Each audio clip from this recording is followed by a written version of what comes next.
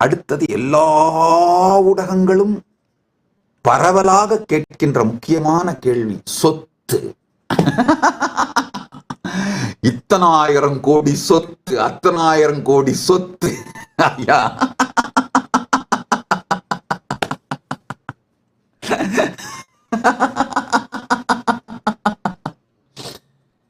இதுக்கு ஒரு நீண்ட நெடிய தெளிவான நேர்மையான விளக்கத்தை கொடுத்துறேங்க. முதல் விஷயம், நீங்க பணம்னு நினைக்கிறது எங்களுக்கு பணம் கிடையாது.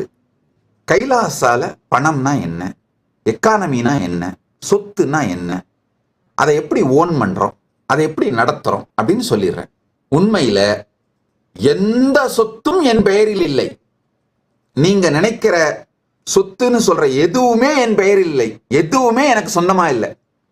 உலகம் முழுக்க 1200 நிறுவனங்கள், 160 நாடுகள் நினைக்கிறேன்.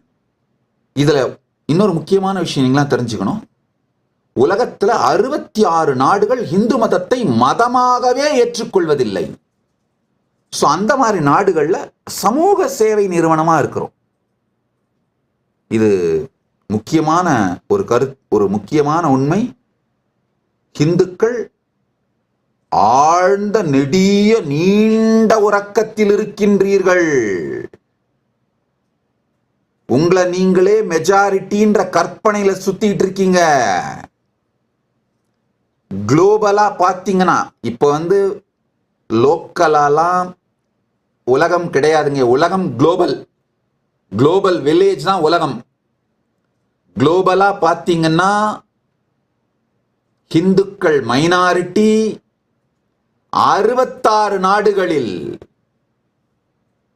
மதமாக கூட ரெகக்னைஸ் பண்ணப்படாத ஒரு சூழல் தான் இருக்கு. இதை இந்துக்கள் புரிந்து கொள்ளுங்கள். கிரிமினல் நெக்லிஜென்ஸ்ல வாழ்ந்துட்டு இருக்கீங்கன்னு புரிஞ்சுக்கோங்க. கிரிமினல் நெக்லிஜென்ஸ்ன்ற வார்த்தையை கூட தாண்டி சூசைடல் நெக்லிஜென்ஸ். கயிறு உங்கள் கழுத்தை இறுக்கி கொண்டிருக்கும் பொழுது டாஸ்மாக்க ஊத்திட்டு அப்படியே படுத்து ஒரு போதையில இருக்கலாம்னு நினைச்சிட்டு இருக்கிற சூசைடல் நெக்லிஜென்ஸ்ல இருக்கீங்க. அது நான் சொல்லத்தான் முடியும். நல்லது. இந்த பணம் சார்ந்த விஷயங்களை சொல்லிடுறேன். இந்த மாதிரி பல நாடுகள் அந்தந்த ஆர்கனைசேஷன்ஸ் அந்த நாட்டோட என்ன ஸ்டேட்டஸ் வச்சிருக்கோமோ, நான் சொன்னேன் சில நாடுகள்ல என்ஜிஓ ஸ்டேட்டஸ், சில நாடுகள்ல என்பிஓ ஸ்டேட்டஸ், சில நாடுகள்ல ரிலிஜியஸ் சர்ச் என்டிட்டி ஸ்டேட்டஸ். இந்த மாதிரி ஒவ்வொரு நாடுகள்ல ஒரு ஸ்டேட்டஸ் இருக்கு. அந்தந்த நாடுகளின் சட்டத்திட்டத்துக்கு உட்பட்டு அந்தந்த நாடுகள்ல நடக்கிற நிறுவனங்கள் நடக்குது. சில நாடுகள்ல நான் சொன்ன மாதிரி தூதரக ரீதியான உறவுகள் இருக்கு அந்த ஆர்கனைசேஷனுக்கு, அந்த என்டிட்டிக்கு. இப்ப எல்லா ஆர்கனைசேஷனுமே 2 principle, economic chastity, economic independence, இந்த 2 கருத்தின் மூலமாக, 2 கொள்கை மூலமாக தான் நடத்துறோம். எக்கனாமிக் சேஸ்டிட்டினா என்னன்னா, இஞ்சி வாங்க கொடுத்த பணத்தில் சுக்கு வாங்க கூடாது. ஒரு நபர் இஞ்சி வாங்கி கொள்ளுங்கள் அப்படின்னு தானமா ஒரு பணம் கொடுக்கிறார்னா, நன்கொடையா கொடுக்கிறார்னா, அந்த பணத்தில் இஞ்சி தான் வாங்க வேண்டும், சுக்கு வாங்கக்கூடாது. இதுதான் எக்கனாமிக் சேஸ்டிட்டி. யார் யார் எதற்காக நன்கொடைகள் கொடுக்கின்றார்களோ, அந்த அறக்கட்டளைகளை நிறுவுகிறார்களோ, அதற்காக மட்டும் அதை நடத்துவது. எக்கனாமிக் இண்டிபெண்டன்ஸ் அப்படின்னா என்னன்னா, அந்தந்த ரெஸ்பான்சிபிலிட்டி எடுத்து நடத்துறவங்க, ரெஸ்பான்சிபிள் டெமோக்ரஸி, அந்த ரெஸ்பான்சிபிலிட்டி எடுத்து நடத்துற டீமுக்கு கம்ப்ளீட்டா இண்டிபெண்டன்ஸ் கொடுத்துடுற. ஸோ அதனால அவர்கள் அதை முறையாக நடத்துகிறார்கள். எதிலும் நான் சட்ட ரீதியாக இல்லை, நான் ஆன்மீக தலைவன், அவ்வளவுதான். ஒரு நாளைக்கு 300 ஃபைல் வருங்கயா.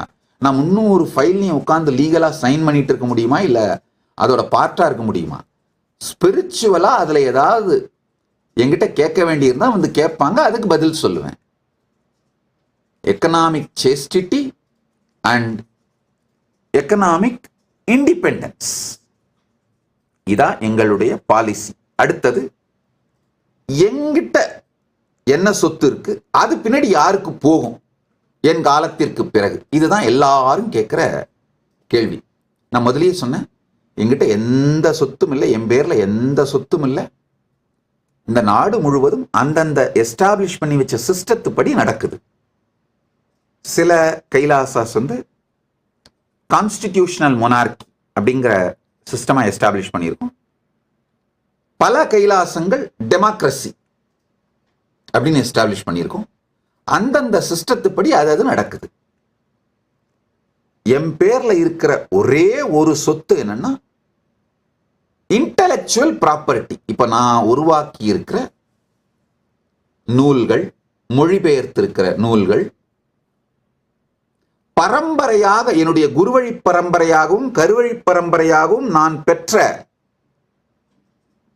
இந்த ஞானத்தை நான் வெளிப்படுத்தி நான் செய்திருக்கின்ற செயல்கள் மூலமாக வருகின்ற காப்பிரைட். ஒரிஜினல் சாஸ்திரங்களுக்கு எனக்கு காப்பிரைட் கிடையாது. அது வியாசர் எழுதினது.